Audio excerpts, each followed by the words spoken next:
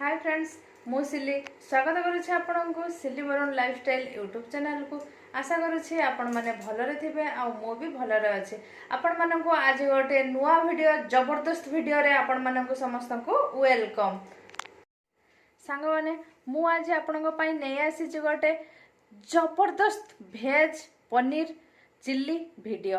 तो आपण आग को जोड़ी होई रुहंतु मो सहित एवं मु कोन कोन बनाउछि किपरि बनाउछि पनीर सहित कौन कौन नहीं आपण आग को वीडियोटी को देखंतु एवं कंटिन्यू करंतु किपरि भाबरे मु भेज पनीर चिल्ली बनाउछि। पनीर चिल्ली प्रस्तुत करिवा पई मु वर्तमान 200 ग्राम रो पनीर पूरा पूरी काटिकी नहीं जाइछि। जेहेतु मु भेज रे बनेबी तो बिना पियाज रसुण रे तो सेथि पई मु नहीं जाइछि पेप्सिकम आउ अदा काटिकी छोट छोट करिकी नहीं जाइछि, कंचा लंका छोट छोट करी काटिकी नहीं जाइछि, आउ धनिया पत्र नहीं जाइछि। तो भेज रो हो कि नॉन भेज रे हो मतलब पियाज आउ रसुण पकांतु, धनिया पत्र पकेले ना बहुत बढ़िया लागे। सांग माने जेहेतु मु पियाज पकेबिनी तो भेज रे पनीर चिल्ली बनेबी तो सेथि पई भाबिली तो बंधाकोबी मु नहीं जाइछि। आपण माने आगो को वीडियो टी कंटिन्यू करंतु एवं देखंतु मु बंधाकोबी पकेकी पनीर चिल्ली किपरि बनाउछि। सांग माने मु वर्तमान पनीर को पूरा पूरी कॉर्नफ्लावर देके बेसन देके आउ पूरा पूरी गुळे नेछि, टिके हल्का कलर गुंड भी पके देछि। आपण माने देखि पारुथबे। तो मु वर्तमान तेल गरम कर देछि, से तेल रे छाणेबी। पनीर सहित मु लूण हल्दी आउ जीरा गुंड धनिया गुंड ए सब मिसेकी गुड़ाई देछि। सांग माने मु वर्तमान सब पनीर को तेल रे पूरा पूरी छाणी के लाल लाल करके नहीं जाइछि। तो आपण माने देखंतु आगो केमिति बना माने देखंतु तेल वर्तमान हमरो गरम हो जाइछि। तो मु प्रथमे एथिरे अदा नै गले, तापोरे मु कंचा लंका पके देले। कंचा लंका अदा टिके हे जिबा परे मु कैप्सिकम रखिले जो कैप्सिकम नहीं गले।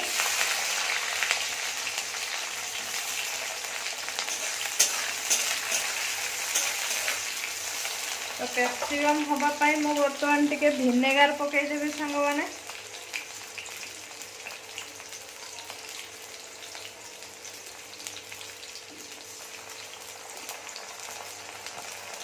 सांग माने वर्तमान हमर कैप्सिकम हो जाइछि। तो मु पियाज बदल रे बंधाकोबी पकई देली। देखंतु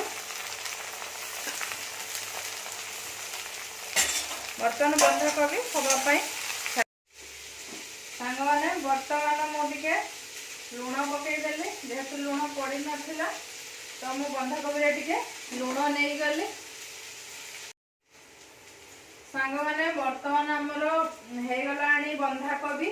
तो मु वर्तमान टमाटो सॉस पकई देली। देखंतु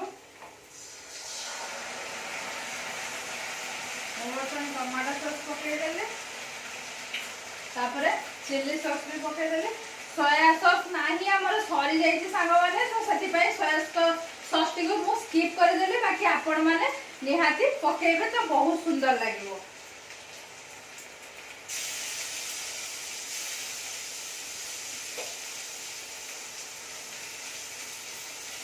पकई देले सांग माने चिल्ली सॉस। देखंतु बढ़िया तो लागिवो, खाली गबागब खाली खाइदबा। सांग माने देखंतु पनीर चिल्ली हमर किपरि सुंदर भाव में प्रस्तुत हो जाइछि। देखिबा को तो बहुत सुंदर लागुछ। Wow very nice. खाइले जना पड़िबो सांग माने केमती लागुछि। चलंतु आ ऊपर धनिया पत्र पके देबा आउ नेकी बरण बाबू को खाइबा को दबा, जना पड़िबो तापर से खाइकी कहिबे केमती लागुछि। सांग माने देखंतु मु वर्तमान पनीर चिल्ली पूरा पूरी प्रस्तुत कर देइछि आ ता ऊपर धनिया पत्र मध्ये पके देइछि। चलंतु वर्तमान टेस्ट करके देखिबा केमती हेछि।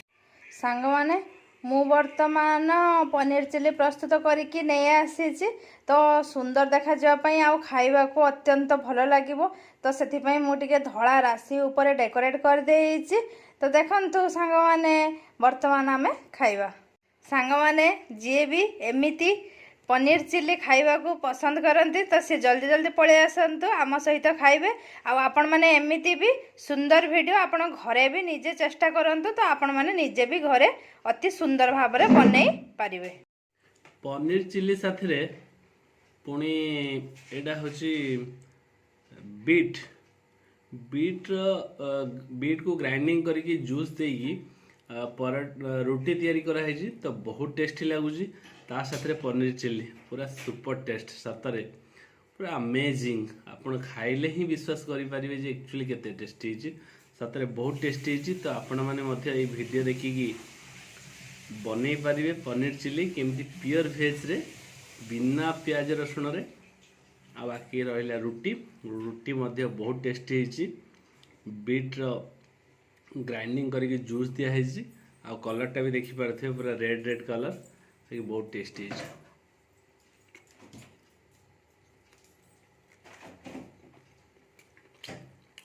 ता साथ मध्य सांग माने काजू मध्य पड़ी तो एक्चुअली बहुत टेस्टी लगे सदा। तो आपण मैंने बनातु घरे खातु आ जो मैंने खाइबे मो सहित आसतु मु खाई दउछि। सांग माने आज ही पनीर वीडियोटी आपण मानक केमती लगिला तो आपण माने जदि भल लगी आशा करूँ तो भल लगी। तो जेहेतु मु घरे पनीर टी बनई आ घरे मध्य पूरा बिना प्याज रसुण रे पूरा पूरी बनैली चिल्ली बनैली तो आशा करूँ तो आपको भल लगी। जदि भल लगी था सांग मैंने ताहले मो वीडियोटी को लाइक कर दिंतु आउ शेयर करने को जमा भी भूलें आउ सांग मैंने सब्सक्राइब तो निश्चित भाव में कर दिंतु कहीं ना एमती नुआ नुआ वीडियो मो चैनल रे देखिबा पई मो चैनल सहित जोड़ी होई रुहंतु। रहिली धन्यवाद।